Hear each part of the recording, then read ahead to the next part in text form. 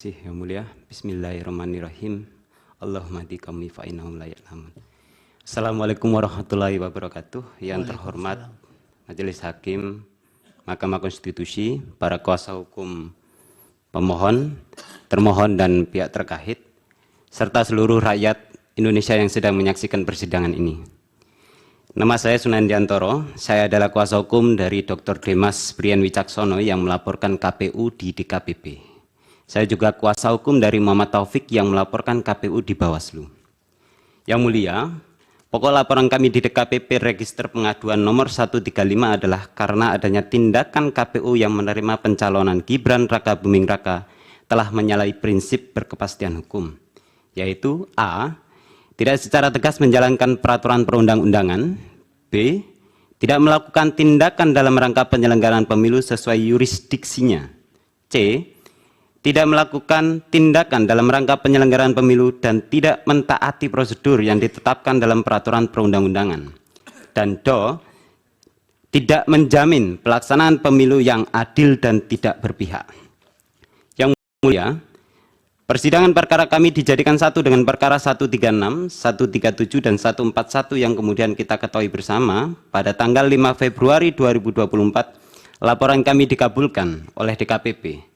Dan KPU dinyatakan melanggar pasal 11 huruf A dan huruf C, pelanggaran terhadap prinsip berkepastian hukum, pasal 15 huruf C dan E, pelanggaran terhadap prinsip profesional, dan pasal 19 huruf A, pelanggaran terhadap prinsip kepentingan umum pada peraturan DKPP nomor 2 tahun 2017 tentang kode etik dan pedoman perilaku penyelenggara pemilu.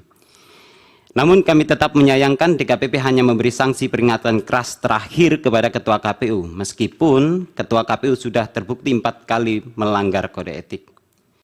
Yang mulia, ada fakta yang terungkap dalam persidangan DKPP yang kedua tanggal 8 Januari 2024, yaitu 1.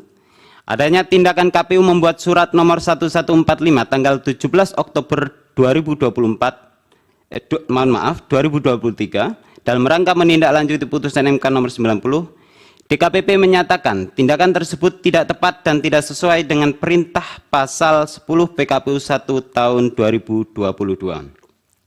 Yang kedua, tahapan pendaftaran dan tahapan verifikasi dokumen menggunakan PKPU 19 tahun 2023 yang mensyaratkan berusia paling rendah 40 tahun. Yang ketiga, KPU memberikan keterangan palsu pada berita acara penerimaan pendaftaran tanggal 27 Oktober tahun 2023. Mungkin nanti bisa ditampilkan oleh teman-teman. Ini berita acaranya yang mulia. Jadi di sini ada berita acara penerimaan pendaftaran bakal pasangan calon, ini contohnya. Jadi ketiga bakal pasangan calon itu dibuat tanggal 27. Tidak sesuai kejadian. Nah, ini salah satu contoh, ini berita acara penerimaan pendaftaran Haji Prabowo Subianto dan Gibran Raka Buming Raka yang kita tahu secara umum pendaftarannya pada tanggal 25 Oktober. Jumat tanggal 27 bulan Oktober tahun 2023 bertempat di Jakarta.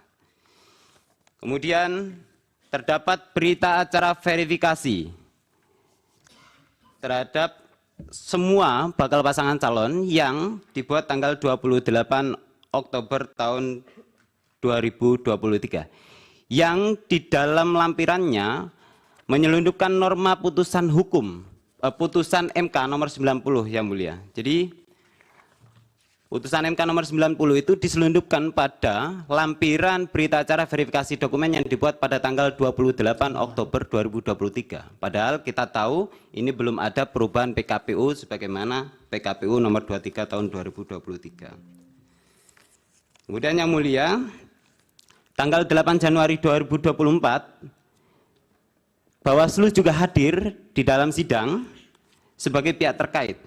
Pada saat itu Bawaslu berdalih tidak dapat melakukan pengawasan untuk menguji keabsahan dan validitas dokumen pencalonan karena tidak dapat mengakses SILON atau Sistem Informasi Pencalonan.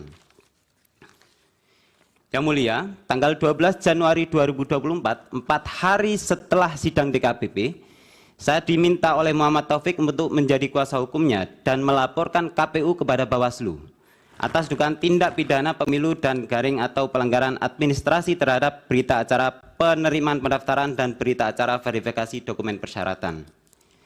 Kemudian kami mendapat surat elektronik nomor 49 tahun 2024 dari Bawaslu tanggal 17 Januari 2024 terkait pemberitahuan tentang status laporan kami tanggal 12 Januari 2024. Dalam surat tersebut, Bawaslu menyatakan laporan kami tidak memenuhi syarat material. Ini yang penting yang mulia, yang perlu kami sampaikan bahwa dalam surat tersebut, mungkin ini bisa ditampilkan surat ini.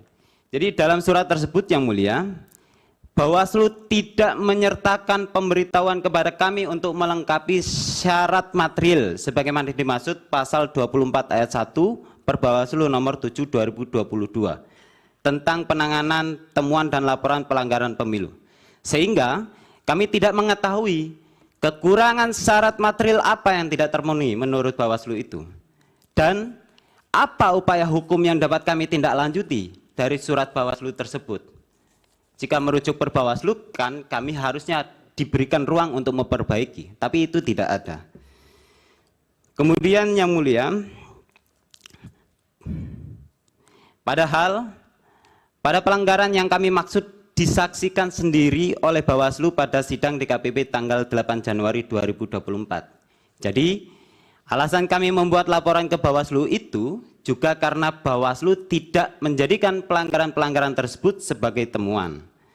Kemudian, setelah putusan DKPP tanggal 5 Februari 2024, sebagai kuasa hukum kami berkirim surat kepada KPU untuk segera memperbaiki dan merubah berita acara penerimaan pendaftaran, berita acara verifikasi dokumen, persyaratan, dan surat keputusan KPU tentang penetapan pasangan calon.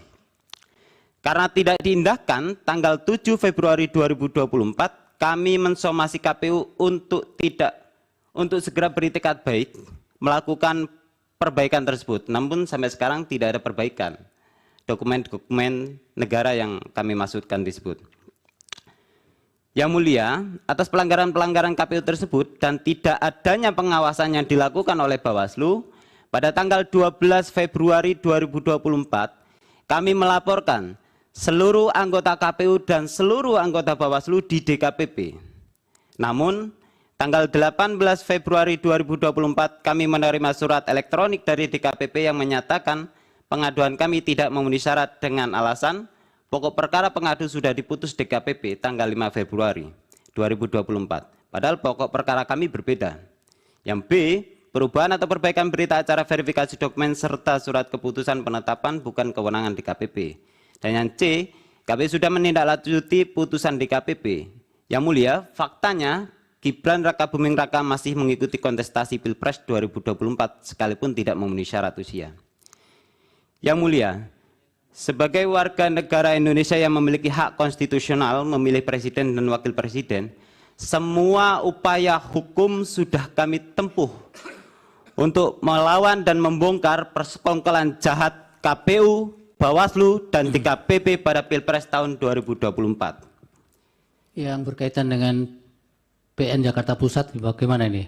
Ya, jadi izin juga menyampaikan yang mulia, hari ini juga kami berbagi dengan rekan kami, sedang ada sidang di PN Jakarta Pusat berkaitan dengan perbuatan melawan hukum yang dilakukan oleh KPU karena menerima pendaftaran Gibran Raka Buming Raka pada tanggal 25 Oktober tahun 2023. Yang menurut kami itu tidak sesuai dengan PKU 19 tahun 2023. Ya, apalagi yang menjelaskan. Kemudian, yang mulia, perlu kami sampaikan, kami sudah laporkan KPU ke DKPP, kami sudah laporkan KPU ke Bawaslu, bahkan KPU dan Bawaslu juga kami sudah laporkan kepada DKPP. Tapi kami tidak menemukan jalan apapun. Kami sebenarnya hendak melaporkan peristiwa ini kepada Presiden Jokowi. Namun, kami sadar ada hubungan kekeluargaan. Lalu, kemana lagi kami harus mencari keadilan dan kepastian hukum? Demikian kesaksian yang saya dengar, saya lihat, saya alami, dan saya ketahui. Terima kasih Yang Mulia. Wassalamualaikum warahmatullahi wabarakatuh. Dari kuasa hukum pemohon, ada Iya, pertanyaan? terima kasih Yang Mulia. Saya minta kepada Saudara Duke dan Rangga Sujud untuk